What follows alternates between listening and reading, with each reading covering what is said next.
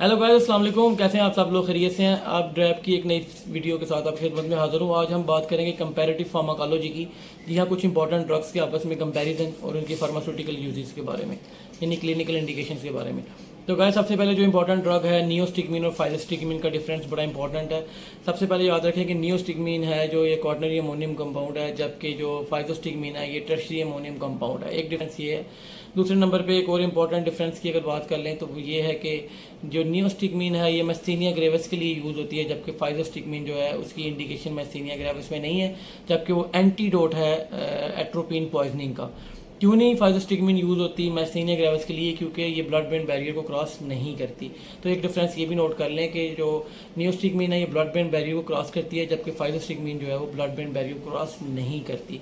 इसके अलावा दोनों की इंडिकेशन सेम है, लेकिन अगर हम एक और डिफरेंस इनका बुनियादी देखना चाहें तो वो ये है कि जो हमारे पास नियोस्टिकमीन है ये बेसिकली, इसका मैं आपको बताता चलूँ, ये कोलिन ईस्टरेज इनहिबिटर है, वो भी कोलिन ईस्टरेज इनहिबिटर है फाइलोस्टिकमीन, लेकिन फाइलोस्टिकमीन जो है वो रिवर्स कोलिन ईस्टरेज इनहिबिटर है।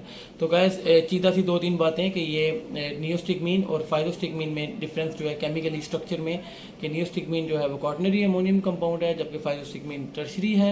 Neostigmine blood brain barrier cross कर जाती है, फाइलोस्टिकमीन ब्लड ब्रेन बैरियर को क्रॉस नहीं करती।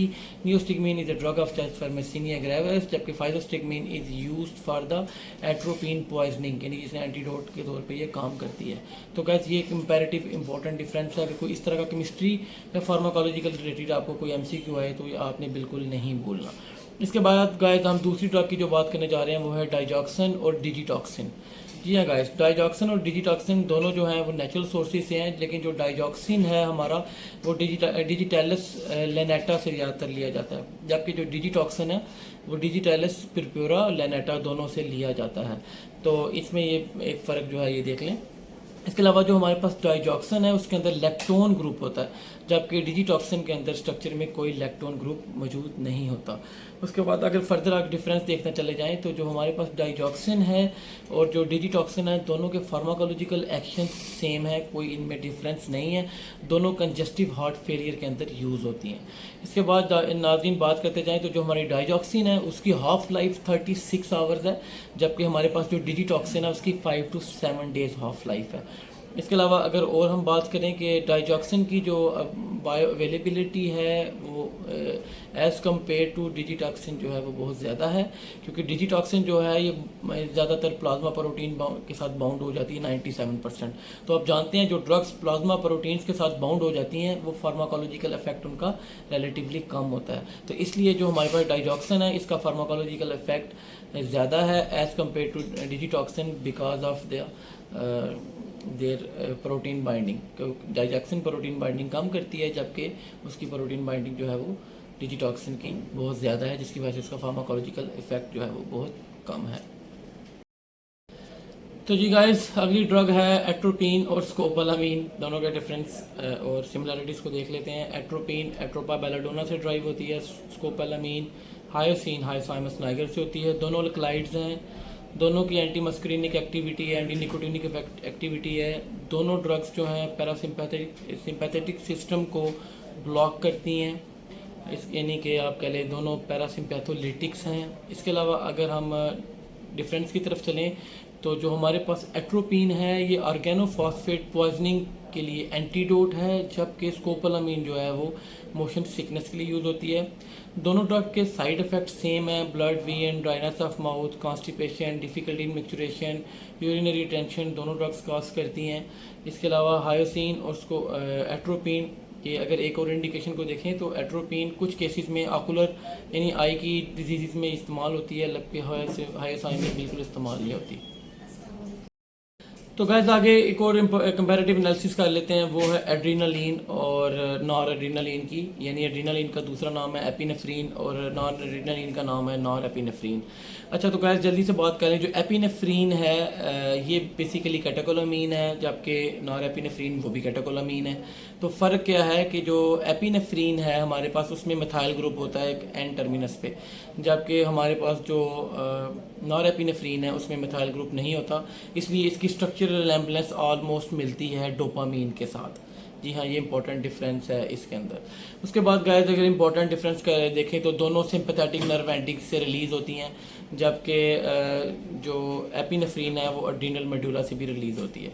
इसके अलावा गाइस जल्दी इंपॉर्टेंट क्लिनिकल यूजेस में बात करें तो एड्रीनालिन ड्रग ऑफ चॉइस है एनाफिलेक्टिक शॉक में।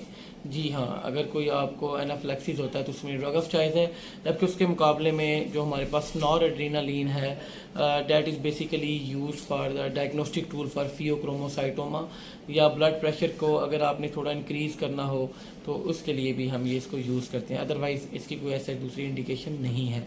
इसके अलावा गाइस एक इंपॉर्टेंट बात, दोनों की मेटाबॉलिज्म जो है उसके अंदर release rapidly metabolized by monoamine oxidase MOA, तो दोनों जो है इनकी मेटाबॉलिज्म होती है, और कैटिकोल ओ मिथाइल ट्रांसफेरेज कॉम्ट जिसको कहते हैं COMT, दोनों की मेटाबॉलिज्म जो है इन दोनों के थ्रू होती है, इन COMT के थ्रू, जिसको हम कहते हैं कैटिकोल ओ मिथाइल ट्रांसफेरेज और मोनोमाइन ऑक्सीडेज। लेकिन रैपिड मेटाबॉलिज्म है एपिनेफ्रीन की, जबकि नॉर एपिनेफ्रीन की थोड़ी सी लेस एक्सटेंट पे है। उसके बाद ड्यूरेशन ऑफ एक्शन की बात कर लें तो हमारे पास जो एपिनेफ्रीन है उसका relatively shorter duration of action है, जबकि सम हो लॉन्गर ड्यूरेशन ऑफ एक्शन है नॉन एड्रीनालिन या नॉर एपिनेफ्रीन का एज़ कम्पेयर टू एपिनेफ्रीन। तो गैस इसमें इंपॉर्टेंट डिफरेंस जो सबसे इम्पॉर्टेंट है वो ये है कि ये जो हमारे पास नॉर एपिनेफ्रीन है इसकी डायग्नोस्टिक टूल है फियोक्रोमोसाइटोमा के लिए, जबकि हमारे पास जो एपिनेफ्रीन है बेसिकली एनाफिलैक्सिस के लिए ड्रग ऑफ चॉइस है। और दोनों की अगर स्ट्रक्चर में डिफरेंस देखें तो एपिनेफ्रीन जो है इसके अंदर मिथाइल ग्रुप होता है, जबकि दूसरे एन टर्मिनस के ऊपर, जबकि नॉर एपिनेफ्रीन के अंदर वो नहीं मौजूद होता। डेट स्ट्रक्चरली इसका मतलब है डोपामीन से मिलती जुलती है। तो आगे गाइस हम बात कर लेते हैं लास्ट ड्रग की जाएगी वारफरीन एंड हेपरीन, इन दोनों में क्या बेसिक फ़र्क है। तो गाइस जो हेपरीन और वारफरीन का फ़र्क जो है वो हम अभी कुछ इंपॉर्टेंट पॉइंट्स डिस्कस करते हैं। तो जी गाइस लास्ट ड्रग हेपरीन और वारफरीन का फ़र्क देख लेते हैं। हेपरीन जो है सबसे पहले इंपॉर्टेंट डिफरेंस ये देख लें कि हेपरीन प्रेगनेंसी में दी जाती है, warfarin is contraindicated in pregnancy. Important difference एक ये नोट कर लें। उसके बाद जो हमारे पास हेपरीन है इसका एंटीडोट जो है वो प्रोटामीन सल्फेट है, जबकि हमारे पास वारफरीन का एंटीडोट विटामिन K1 है। ये दूसरा डिफरेंस है। उसके बाद हमारे पास जो हेपरीन है इसके लिए हमें और इम्पोर्टेंट देखें, इसका रैपिड ऑनसेट ऑफ एक्शन है, जबकि वारफरीन का स्लोअर ऑनसेट ऑफ एक्शन है एज़ कम्पेयर टू हेपरीन। सारा कुछ पॉइंट्स मैं आपको बता रहा हूँ देख के, हाँ सारे पॉइंट्स तो इस तरह नहीं याद रखे जा सकते इस तरह। इसके बाद जो मॉनिटरिंग है हेपरीन की उसके लिए APTT इंपॉर्टेंट MCQ आ जाता है, एक्टिवेटेड पार्शियल थ्रोम्बोप्लास्टिन टाइम जो है वो नोट होता है, जबकि वारफरीन के केस में INR यानी इंटरनेशनल नॉर्मलाइज्ड रेशियो जो है वो इम्पोर्टेंट फैक्टर है। ड्यूरेशन ऑफ एक्शन जो है शॉर्ट है आपका हेपरीन का, जबकि लॉन्गर ड्यूरेशन ऑफ एक्शन है हेपरीन का एज़ कम्पेयर टू वारफरीन का longer duration of action as compare to heparin. उसके बाद रूट ऑफ एडमिनिस्ट्रेशन बहुत इंपॉर्टेंट है, ओरल है वारफरीन, जबकि हेपरीन जो है ये इंजेक्शन फॉर्म में दी जाती है सबक्यूटेनियस या IV। इसके अलावा जी इम्पोर्टेंट अगर वो डिस्कस कर दी जाए इनकी इंडिकेशंस, जो हमारे पास हेपरीन है ये DVT डीप वीनस थ्रोम्बोसिस के लिए यूज़ होती है, पल्मोनरी एम्बोलिज्म के लिए यूज़ होती है। ये दो इंपॉर्टेंट पॉइंट्स आप याद रख लें।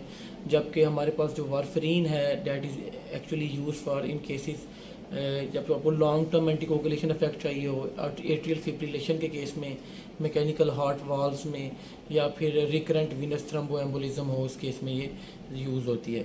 उसके बाद गाइस इसके एंटीडोट्स की हमने बात की है, तो थोड़ा सा हम ये जिक्र कर लें कि जो एंटीडोट विटामिन K है ये वारफरीन का, ये क्या करता है, ये सेंसिस को ब्लॉक करता है हमारी कुछ क्लॉटिंग फैक्टर्स की, जिसमें 2, 7, 9 और 10 जो है आते हैं, जिसको इनके इफेक्ट को ये ब्लॉक करता है, जिसकी वजह से अगर आपको पॉइजनिंग हो जाए यानी ज़्यादा डोज अगर चली गई है वारफरीन की, तो हम उसके लिए हम यूज़ करते हैं विटामिन K। जबकि हमने प्रोटामिन सल्फेट जो है वो हेपरीन की जो एक्टिविटी को ब्लॉक करता है डायरेक्टली बाय इनहिबिटिंग और न्यूट्रलाइज करता है इसके एंटीकोगुलेंट इफेक्ट्स को। तो गैस आज मैंने आपको कुछ इंपॉर्टेंट ड्रग्स उनकी कंपैरेटिव एनालिसिस बताई है। हो सके तो आप इसको नोट कर लीजिए। इंशाल्लाह आपका केमिस्ट्री रिलेटेड या इंडिकेटर रिलेटेड कोई भी एमसीक्यू मिस नहीं होगा।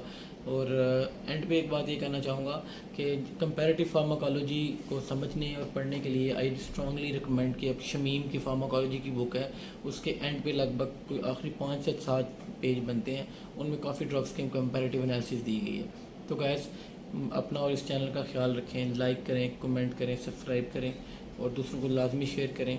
और ड्रैप की जो ही डेट आएगी इंशाल्लाह उसमें मैं आपको ज़रूर वीडियो एक बार बनाऊँगा। अल्लाह आप सबका और इस मुल्क का हामी नासिर हो। अल्लाह हाफिज़।